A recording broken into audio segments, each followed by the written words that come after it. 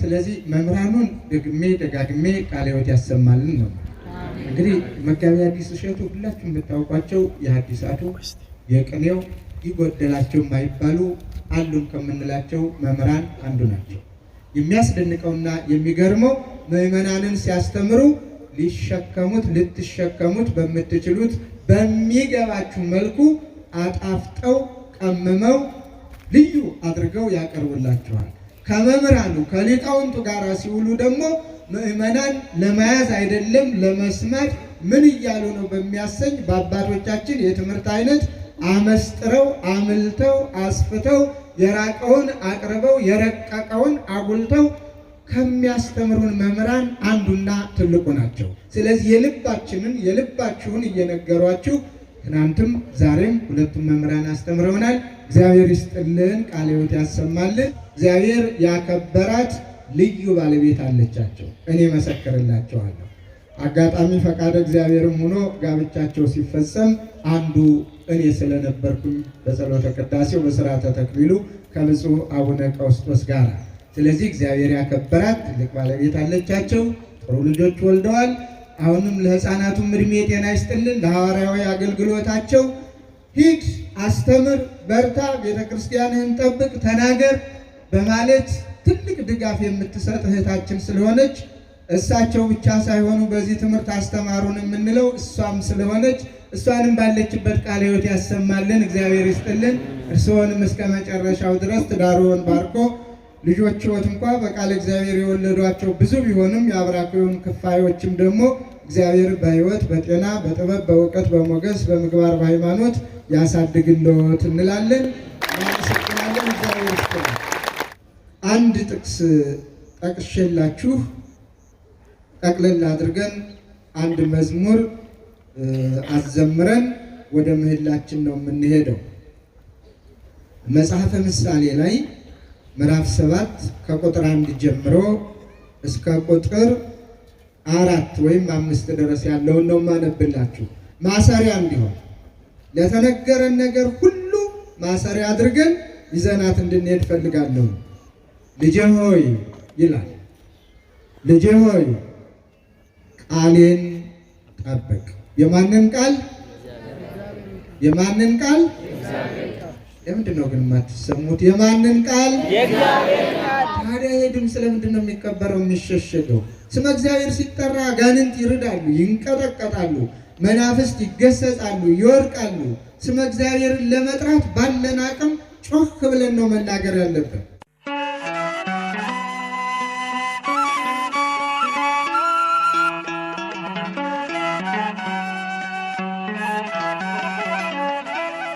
ክቡር መላከ ሰላም ኤፍሬም ሙሉዓለም የባህር ዳር ሀገረ ስብከት ዋና ስራ አስኪያጅ፣ ክቡራን የሀገረ ስብከቱ የመምሪያ ኃላፊዎች፣ ክቡር መጋቢ ሐዲስ እሸቱ፣ ክቡር መምህር ዲያቆን ሄኖክ፣ ክቡራን የገዳማትና የአድባራት አስተዳዳሪዎች፣ ሊቃውንተ ቤተ ክርስቲያን፣ የተከበራችሁ አባቶችና እናቶች፣ ወንድሞችና እህቶች፣ በአጠቃላይ ሕፃናቱ፣ መንፈሳውያን ወጣቶች፣ እግዚአብሔር በቸርነቱ የጠራችሁና የመረጣችሁ በሙሉ እንደምን ዋላችሁ?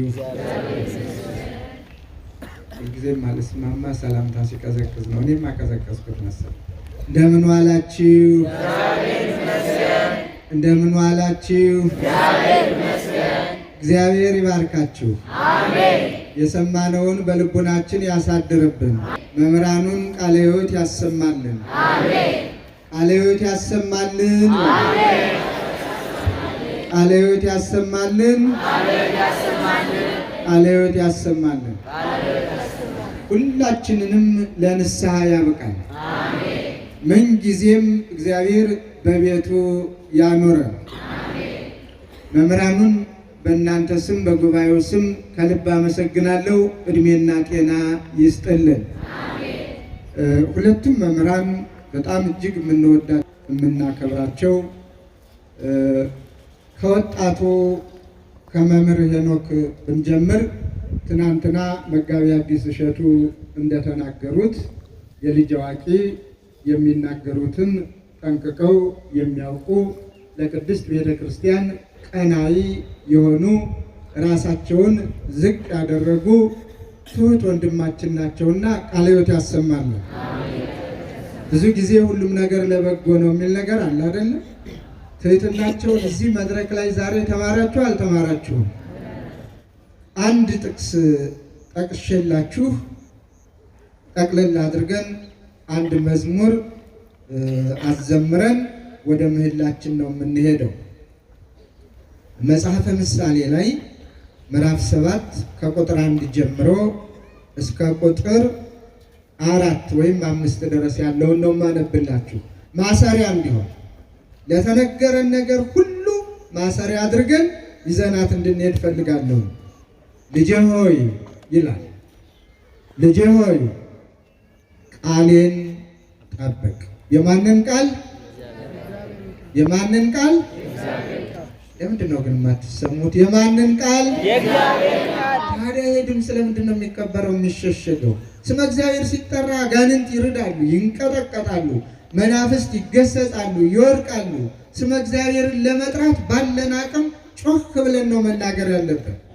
ቅድም ተናግረውታል መጋቤ ሐዲስ። ሰዎች ለንስሐ እንዳይበቁ፣ ወደ እግዚአብሔር እንዳይመለሱ፣ እንዳይጸጸቱ፣ ከኃጢአት ጋር እንደ መጻጉዕ ተጣብቀው እንዲኖሩ ለዘመናት መጻጉዕ 38 ዓመት ሲሞላው ተገላግሏል። እስከ መጨረሻው ድረስ ተጣብቀው እንዲኖሩ የሚያደርጉ ሌላ ማደሪያዎች አሉ። ግን እውነቱ ደግሞ በልዩ ልዩ ምሳሌ ስለተጻፈልን በዚያ መማር እንችላለን። አንድ ብላችሁ ለምሳሌ አንድ የበቃ ባህታዊ እግዚአብሔርን የሚፈራ እግዚአብሔርን የሚወድ ስለ ዓለም ሰዎች የሚጸልይ ራሱን ለእግዚአብሔር የሰጠ የላመ የጣመ የማይቀምስ ግን ሕጉ ትእዛዙ ደግሞ ስጋዬን የበላ ደሜን የጠጣ የዘላለም ሕይወት አለው ነውና ስጋውን ደሙን ለመብላት የሚገደድ እየሄደ ከካህኑ ለመቀበልም ችግር ሲኖረው ካህኑ ወደሱ ሂዶ እንዲያቆርበው ያደርግ ነበርና ከዕለታት አንድ ቀን ሰይጣን ማደሪያ ያደረገው አንድ ሰው እንዴት በገሌ ትቆርባለህ? እገሌ እኮ ኃጢአተኛ ነው፣ እገሌ እኮ እንደዚህ ነው ብሎ ነገረው ይላል። ከዚያ በኋላ አልቆርብም አለ። በማን? በነገረ ሰሪ። በተመሳሳይ መልኩ ቅድም መምህር ሄኖክ እንደተናገሩት ልዩ ልዩ ምሳሌ ነው የሰጠው። አካለ ጎደሎ በሆነው እጅ መቅጃው የወርቅ መጠጫው የወርቅ ሰጪው ግን እጁ የቆሰለ ለማየት የሚቀፍ ስለነበረ በዚህማ እንዴት ትጠጣለህ? ምን ሆነ? ውሃው ንጹህ ነው፣ የተቀዳበትም ንጹህ ነው። የዚህ ሰውዬ እጅ ከዚህ ከውሃው ጋር ምን ግንኙነት አለው የሚለውን እግዚአብሔር መንፈስ ቅዱስ ሲገልጽለት ባጭሩ ብዙ ታሪክ ነው ያለው፣ እኔ ሰዓት ስለሌለኝ ነው። ሲገልጽለት ግን ማረኝ ይቅር በለኝ ብሎ መቁረብ ችሏል። ምክንያቱም ምንም ቁስለኛ ይሁን ከቁስሉ ጋር ግንኙነት የለው። ኃጢአቱ ራሱን ነው የሚጎዳው እንጂ ማንን አይጎዳው። ሟርተኛ የነበረ ካህንም የሚለው አለ። የሰይጣን ማደሪያ የሆነ ጠንቋይ የነበረ ግን እየቀደሰ አቆርባለሁ የሚል ነበረ። አለመቀደሱን አለማቁረቡን እያወቀ ግን እንደሚያቆርብ መስሎ ራሱን ሲያታልል የነበረ አንድ ካህን ነበረ ይላል። ከዚያ በኋላ ወሬው ተሰማ። ለመስፍኑ፣ ለሊቀ ጳጳሱ፣ ለኤጲስቆጶሱ ተነገረ፣ ተጠራ። አንተ ጨካኝ ሰይጣን ያደረብህ እየጠነቆልክ እያሳሳትክ እየተሳሳትክ እንዴት የክርስቶስን ስጋና ደም በእጅ ልትነካ ቻልክ ብለው ሲጠይቁት ኤጲስቆጶሱና መስፍኑ ያው እግዚአብሔርን አንድ ጊዜ ከእውነት ከልቤ ልንገራችሁ፣ አንድ ቀንም እኔ አቁርቤም አላውቅም አድርጌውም አላውቅም። ፈጽሞ ገና ሲሄድ የእግዚአብሔር መልአክ እኔን ይወስድና ከአምዱ ጋር ያስረኛል።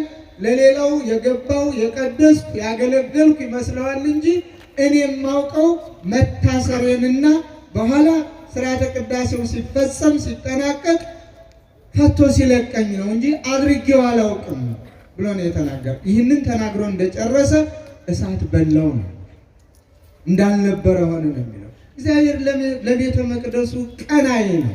ማንም ነግሮት አይደለም፣ ራሱ ስለዚህ ንስሐ መግባት እያንዳንዳችን ድርሻ ነው። ስለዚህ መምህራኑን ደግሜ ደጋግሜ ቃለ ሕይወት ያሰማልን ነው። እንግዲህ መጋቢ ሐዲስ እሸቱ ሁላችሁም የምታውቋቸው የሐዲሳቱ የቅኔው ይጎደላቸው የማይባሉ አሉን ከምንላቸው መምህራን አንዱ ናቸው። የሚያስደንቀውና የሚገርመው ምዕመናንን ሲያስተምሩ ሊሸከሙት ልትሸከሙት በምትችሉት በሚገባችሁ መልኩ አጣፍጠው ቀምመው ልዩ አድርገው ያቀርቡላቸዋል።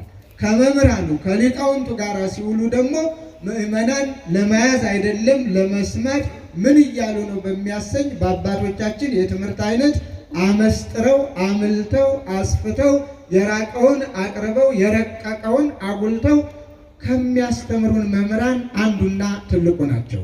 ስለዚህ ፈቃደ እግዚአብሔር ሆኖ ሁላችሁንም እያዋዙ በሳቅም በደስታም ውስጣችንን ምንድነው ምን ሲነግሩት የሚባል የሆነ ነገር አለ ተውት ለእናንተ ተወዋለሁ። ስለዚህ የልባችሁን እየነገሯችሁ ትናንትም ዛሬም ሁለቱም መምህራን አስተምረውናል። እግዚአብሔር ይስጥልን፣ ቃለ ሕይወት ያሰማልን። በነገራችን ላይ ስለ እህቶቻችን ስለ ትዳር ስለ ፍቅር ደጋግመው ቢናገሩ አይፈረድባቸውም። እግዚአብሔር የመረጣት እግዚአብሔር ያከበራት ልዩ ባለቤት አለቻቸው። እኔ መሰክርላቸዋለሁ። አጋጣሚ ፈቃደ እግዚአብሔርም ሆኖ ጋብቻቸው ሲፈጸም አንዱ እኔ ስለነበርኩኝ በጸሎተ ቅዳሴው በሥርዓተ ተክሊሉ ከብፁዕ አቡነ ቀውስጦስ ጋር። ስለዚህ እግዚአብሔር ያከበራት ትልቅ ባለቤት አለቻቸው። ጥሩ ልጆች ወልደዋል። አሁንም ለሕፃናቱም እድሜ ጤና ይስጥልን። ለሐዋርያዊ አገልግሎታቸው ሂድ፣ አስተምር፣ በርታ፣ ቤተክርስቲያንህን ጠብቅ፣ ተናገር በማለት ትልቅ ድጋፍ የምትሰጥ እህታችን ስለሆነች እሳቸው ብቻ ሳይሆኑ በዚህ ትምህርት አስተማሩን የምንለው እሷም ስለሆነች እሷንም ባለችበት ቃለ ሕይወት ያሰማልን፣ እግዚአብሔር ይስጥልን። እርስዎንም እስከ መጨረሻው ድረስ ትዳርዎን ባርኮ ልጆችዎት እንኳ በቃለ እግዚአብሔር የወለዷቸው ብዙ ቢሆንም የአብራክዎን ክፋዮችም ደግሞ እግዚአብሔር በሕይወት በጤና በጥበብ በእውቀት በሞገስ በምግባር በሃይማኖት ያሳድግልዎት እንላለን። እናመሰግናለን። እግዚአብሔር ይስጥልን። ስለዚህ መምህራኑን ይድገሙ። ሌላ ቀን ይበቃቸዋል። አይሰማም። በጾሙ ይሁን ከጾሙ በኋላ አቤት በጾሙ ትምህርት በጾሙ ነው። ጥሩ እውነት ነው። የዛ ጊዜ የስጋ ጉዳይ የስጋ ገበያ ይመጣና ፈተና ነው። ስለዚህ ቀን አስተካክለን በጾሙ ሌላ መርሃ ግብር ከሌላቸው ይመጣሉ። መርሃ ግብር ካላቸው በተመሳሳይ ጊዜ እንጋብዛቸዋለን። በጾሙ ውስጥ ግን ለምህላነትን በዚሁ አደባባይ ብዙ መጮህ አለብን። ወደ እግዚአብሔር መጸለይ አለብን። ስለ ሀገራችን፣ ስለ ራሳችን፣ ስለ አኗኗራችን፣ ስለ ሃይማኖታችን፣ ስለ ሁሉም ነገር፣ ስለ ወገናችን፣ ስለ ተፈናቀሉት፣ ስለ ታመሙት ብዙና ብዙ ጽዋቶ መከራ ስለሚደርስባቸው ሁሉ መልስ የሚገኘው ፍቱን መድኃኒት ቅድም መድኃኒትነቱን ነግረውናል። እውነተኛው መድኃኒት ማግኘት የሚቻለው በቤተ ክርስቲያን ውስጥ በጸሎት ስንጠይቀው ስለሆነ እነሆ ደግመን እንገናኝ። ከቅድም ከተጠቀሱት በማስታወቂያ ከተነገሩት አድባራትና ገዳማት ጋር በማይጋጭ መልኩ ይህ ቦታ ቀደም ብለን ከዓመት ስንት ጊዜ ብቻ ነበር የምንጠቀምበት? አቤት ሁለት ጊዜ። ማንና ማን? የመስቀልና የጥምቀት። አሁን ግን ከዓመት ስንት ጊዜ ልበለው? ብዙ ጊዜ እንጠቀምበታለን፣ ገና ብዙ ጊዜ። ስለዚህ እንዲህ እየተገናኘን እንዘምር፣ እንጸልይ፣ እንማር፣ እግዚአብሔርን እናመስግነው፣ ፍቅርን፣ ሰላምን ገንዘብ እናድርግ። አንድ ጥቅስ ጠቅሼላችሁ ጠቅልል አድርገን አንድ መዝሙር አዘምረን ወደ ምህላችን ነው የምንሄደው። መጽሐፈ ምሳሌ ላይ ምዕራፍ 7 ከቁጥር 1 ጀምሮ እስከ ቁጥር 4 ወይም 5 ድረስ ያለውን ነው ማነብላችሁ። ማሰሪያ እንዲሆን ለተነገረን ነገር ሁሉ ማሰሪያ አድርገን ይዘናት እንድንሄድ ፈልጋለሁ። ልጄ ሆይ ይላል፣ ልጄ ሆይ ቃሌን ጠብቅ። የማንን ቃል? የማንን ቃል? ለምንድን ነው ግን የማትሰሙት የማንን ቃል? የእግዚአብሔር ቃል። ታዲያ ይሄ ድምፅ ለምንድን ነው የሚቀበረው የሚሸሸገው? ስመ እግዚአብሔር ሲጠራ አጋንንት ይርዳሉ፣ ይንቀጠቀጣሉ፣ መናፍስት ይገሰጻሉ፣ ይወድቃሉ። ስመ እግዚአብሔርን ለመጥራት ባለን አቅም ጮክ ብለን ነው መናገር ያለብን። ልጄ ሆይ ቃሌን ጠብቅ፣ ትእዛዜንም በአንተ ዘንድ ሸሽግ። ትእዛዜን ጠብቅ፣ በሕይወትም ትኖራለህ። በሕይወት ለመኖር የማንን ቃል መጠበቅ አለብን?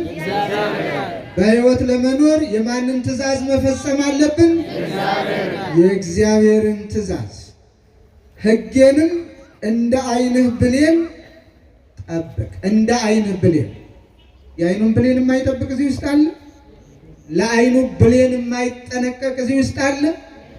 ፈጽሞ የለም። ስለዚህ እንደ ዓይንህ ብሌን ጠብቅ፣ በጣቶች ሕጌንም እንደ ዓይንህ ብሌን ጠብቅ ካለ በኋላ በጣቶችህ እሰራቸው። በጣት የሚታሰር ምንድን ነው? አቤት ቀለበት። የጌጡም ይታሰራል፣ አንዳንድ ጊዜ የትውዝፍቱም ይታሰራል፣ ሌላ ጊዜ እውነተኛው ቀለበት የትዳሩ አንደኛ አድርገው ይታሰራል። ስለዚህ እንደ ትውዝፍቱ ሳይሆን ሌላውን ለማስኮብለል ለመማረክ ለኃጢአት እንደሚታሰረው ሳይሆን ሕግን እንደሚያስተምረው አንድነትን እንደሚገልጸው ቃል ኪዳንን እንደሚጠብቀው ቀለበት እሰር። በልብህ ጽላት ጻፋቸው ነው። በልብህ ጽላት ሰማ ነው ረሳ ነው የሚባል ነገር የለም። አንዳንድ ጊዜ የተለመዱ ቋንቋዎች አቤት የዛሬ ትምህርት ብትኖሪ ኑሮ ብትኖር ኑሮ አወረደው ይገርማል ብለን በጣም የምናደንቀው ትምህርት አለን አይደል? ምን አሉ? ምን ተባለ? እስኪ ከተባለው ውስጥ ትንሽ ንገረኝ ሲባል ግን ምንድን ነበር አለ። ኧረ እንደው ምንም ይዤው ምንም ጠቅሼው እንጃን ይስጠፋብኝ ነው። ከዚያ በኋላ እንደዚያ የሚባል ነገር የለም። በህሊናችን ጽላት በልባችን ጽላት ተጽፎ ተቀርጾ ሊኖር ሰይጣን ወፍ ሆኖ ላይለቅመው ጎርፍ ሆኖ ላይወስደው ላይሸረችረው በጽላት በልባችን ጽላት ሊታተም ይገባል ነው። ጥበብን አንቺ እህቴ ነሽ በላት። ጥበብን አንቺ እህቴ ነሽ በላት። ማስተዋልንም ወዳጄ ብለህ ጥራት። ማስተዋል፣ ጥበብ፣ ሕግ፣ ቃል መጠበቅ፣ እነዚህን ነገሮች እንዳትረሱ። ማስተዋል ከሌለን ጥበብን ገንዘብ ካላደረግን ሌላው ይቅርና ከሃይማኖታችን እንኳን ሰዎች ሊያስወጡን ብዙ ተሰልፈዋል። ቀደም ተነግሮናል። ሳይጠቀልሉ ታስቀመጥናቸው እንጂ መምህር ሄኖክ ጠቀስ አድርገውልን ነበር። ካህንን የጠቀሱበትን ምክንያት ካህናት አያስፈልጉም የሚሉ ዛሬ ካህናት የሉም የሚሉ ተፈጥረዋል። ይህ ማለት ክርስትና እንዳታስነሽ እንዳታስነሳ እንዳትቆርቢ እንዳትቆርብ ስለ ቁርባን እነሱ ዳቦ አቁርበው ይህንን ብሉ የሚሉ ተፈጥረዋል። ዛሬ ከተማ ላይ ብቻ አይደለም፣ በየገጠሩ ደግሞ አፈጣጠራቸው በቃል ብቻ አይደለም፣ እንዲያም ሲል በጉልበት የሚመጡ የሚያስፈራሩ የሚያሳድዱ ብዙዎች ናቸው። ስለዚህ በሃይማኖት ቀልድ የለም። የምግባር ጉዳይ ኃጢአት ስሩ ባንልም እንኳን ኃጢአት የሰራ ሰው አንድ ቀን እግዚአብሔር ፈቅዶለት ሃይማኖት እስካለው ድረስ ንስሐ ቢገባ እግዚአብሔር ይቀበለዋል። ሃይማኖት ከሌለው ግን ሙቷል፣ በስብሷል፣ በቃ ፈርሷል፣ አጥሞለታል። ለንስሐ የሚያበቃ ነገር አንዳች ነገር የለውም። የሚጸጸት ልብ ፈጽሞ ሊኖረው አይችልም። ስለዚህ የሚጸጸት ልብ እንዲኖረን መጀመሪያ ሊኖረን የሚገባው ምንድን ነው? ሃይማኖትን አጥብቆ መያዝ ነው። በልብ ጽላት ላይ መቅረጽ መጻፍ ነው። ማንም ማን ላይሰርቀን፣ ማንም ማን ላያታልለን፣ ማንም ማን ላያጭበረብረን ጆሮአችንን ዘግተን አንተ ርኩስ መንፈስ ከኔ ራቅ፣ ሂድ ከኔ ብለን ልንገስጸው ይገባል። በሃይማኖት እንጽና፣ በሃይማኖት በርቱ፣ ጽኑ። ማንም አያታላችሁ። በስራ መልኩ ይመጣል፣ በጉርብትና ይመጣል፣ በጓደኝነት ይመጣል። በልዩ ልዩ ስልቱ ሃይማኖትን የሚያስፈነግጡ፣ የሚያስክዱ፣ የሚያታልሉ ብዙዎች ናቸው። ሌላ ክርስቶስ እንዳለ እውነተኛውን ክርስቶስ እውነተኛው ኢየሱስን እኮ ነገሩን። ኢየሱስ ጦመ ስም እያሉ ልዩ ስም፣ ተወዳጅ ስም ቅድም መጋቢ ሐዲስ በደንብ አድርገው ነው የነገሩ። ስለዚህ እዚሁ ማምለክ ሲገባ እማታውቁትን ኢየሱስን ፍለጋ ነው የሚሏችሁ ቢኖሩ ደንቆሮ ምን ያለት ለት ያብዳል ነው የሚባለው። ስለ ኢየሱስ ሰምተህ አታውቅም እንዴ? እስኪ ና እንሂድና ቤተ ክርስቲያን ታምረ ኢየሱስን ስማ። እስኪ ና እንሂድና ወንጌሉን ስማ፣ ትርጓሜውን ስማ፣ ገድላገድሉን ስማ። እነዚህን ሁሉ ቅዱሳን ከዋክብት እንዲያመልኩት ያደረገ ማን ነውና ከየት ያመጣው ምን አይነት ኢየሱስ የሚል መልስ ከመመለስ ውጭ አላስፈላጊ ክርክርም ውስጥ ውዝግብም ውስጥ መግባት የእናንተ ድርሻ አይደለምና ብዙዎቻችሁ በሃይማኖት ጽኑ። በሃይማኖታችሁ ቀልድ የማታውቁ ደግሞ እውነተኞች የእግዚአብሔር ልጆች በዚያው ባላችሁበት በርቱ። እንደ ዛሬው ሁሉ እግዚአብሔር በሌላ በተመሳሳይ ቀን በሰላም ያገናኘን። ሰላሙን ፍቅሩን ያብዛልን። አደራ የምላችሁ እባካችሁ ጥላቻን እንጸየፈው። የጥላቻ ወሬ አናውራ። ከክርስትና ጋር አብሮ አይሄድም። ወሬያችን ሁሉ ሰላም ይሁን፣ ሰላማዊ ይሁን፣ የፍቅር ይሁን። የሃይማኖት ፍቅር፣ የቤተሰብ ፍቅር፣ የትዳር ፍቅር፣ የጓደኝነት ፍቅር፣ እንደዚህ አይነት የፍቅር ወሬ ይሁን ወሬያችን። እገሊት እገሌ በሚል በጥላቻ የሚያወሩትን ሁሉ ቦታ እንስጥ። ሰላምን የምናገኘው በዚህ መልኩ ስንሄድ ብቻ ነው። ስለዚህ በዚህ በጾም ውስጥ እንጸልይ። ሌላው የተሰባሰብንበት ዓላማችን ብለናል። አንዱ ይምረርም ይጣፍጥም ይነስም ይብዛም ከሞቀ ቤት ተቀምጠን ጠማማም ጎጆም ይሁን የተሻለ ቤትም ይሁን ያገኘነውን ተመግበን እናድራለን። ወደ ጎረቤትም ሂደን ከጎረቤትም በቡና ቁርሱም በምኑም መዋል ማደር ይቻል ይሆናል። እዚህ ግን ምን የሌላቸው ሰማዩ የተደፋባቸው ይልሱት ይቀምሱት የሌላቸው ሕፃናቱ የእናቶቻቸውን ባዶ ጡት ነክሰው ዋይታ የሚያሰሙትን እናያለን። በዚያ ላይ ደግሞ ይህንን አይቶ ዝም ማለት በደልም ነው ኃጢአትም ነው። ስለዚህ አንዱ እነዚህን ወገኖች ለመርዳት ተፈናቃዮች በልዩ ልዩ ምክንያት ከቀያቸው ሰዎች በፈጠሩት ምክንያት ከቀያቸው የተፈናቀሉ ከቤታቸው የተፈናቀሉ በዱር በገደሉ የወደቁ በመጠለያ የወደቁ መጠለያም የሌላቸው በየዛፉ ስር ያሉ ብዙ ወገኖች አሉ። ስለዚህ ለእነዚያ እንድረስላቸው። ተገቢ ነው ተገቢ አይደለም? ተገቢ ከሆነ ያላችሁን አስባችሁ ቦታዎች አሉ ስጡ። አለበለዚያም አንዳንዶቻችሁ ሰብሰብ አድርጋችሁ እዚህ ጋር ላሉ ለአስተናጋጆቹ አስረክቡ፣ እናደርሳለን። ሲደርስ ደግሞ ዛሬ ዘመኑ መሸሸጊያ መደበቂያ ስለሌለው ያው እስካሁንም አይታችሁታል፣ ወደፊትም ታዩታላችሁ። ስለዚህ ለወገን እንድረስ ነው ያል። አባቶቼ፣ እናቶቼ፣ ወንድሞቼ፣ እህቶቼ በአጠቃላይ ለቃለ እግዚአብሔር ባላችሁ መንፈሳዊ ጉጉት ወይም ደግሞ ፍላጎት፣ ምኞት የእግዚአብሔርን ቃል ተምራችሁ ለመፈጸም በምታደርጉት ፀሐይ ነው ቁመት ነው መቀመጫ የለውም ሳትሉ የክብር ወንበር ሳትፈልጉ እጥፍ ዘርጋ ብላችሁ እዚህ ተቀምጣችሁ በመማራችሁ ትልቅ ምሳሌዎች ስለሆናችሁ እግዚአብሔር ይባርካችሁ፣ እግዚአብሔር ይቀድሳችሁ። ምንጊዜም እግዚአብሔር ትህትናን ያስተምረን። ራስን ዝቅ ማድረግ አንዱና ትልቁ ስለሆነ ከእናንተ ብዙ መማር እንችላለን። መሬት ላይ ለመቀመጥ የማትችሉ እናቶቻችን፣ አባቶቻችን ከዚህ ውስጥ በወገብ ህመም በተለያየ ይኖራል። ግን እምነት አስገድዷችሁ ቁጭ ብላችሁ ረጅም ሰዓት ነው የምትቆዩት። ይሄ ትልቅ ትምህርት ነው። አሁንም በዚሁ በርቱ። እግዚአብሔር ከሁላችን ጋር ይሁን። በተመሳሳይ ሌላ ሰዓት ጥሪ እናደርጋለን። ጥሪ ስናደርግ ጓደኞቻችሁን፣ ቤተሰቦቻችሁን ይዛችሁ ትመጣላችሁ። በጾም ውስጥ የማይቀረው እግዚአብሔር ይፍቀድልንና ለሀገራችን ሰላምን፣ ፍቅርን እንዲሰጠን ለ3 ቀን ተከታታይ ደግሞ የምህላ ጊዜ ይኖረናል። ምክንያቱም የመማር ትርጉሙ ወደ አምልኮት ለመሸጋገር ነው። መማር ብቻውን ትርጉም የለውም። የተማርነውን በተግባር እንድናደርገው የእግዚአብሔር ቃል ያዝዘናል። እግዚአብሔር ይጠብቃችሁ፣ እግዚአብሔር ይባርካችሁ።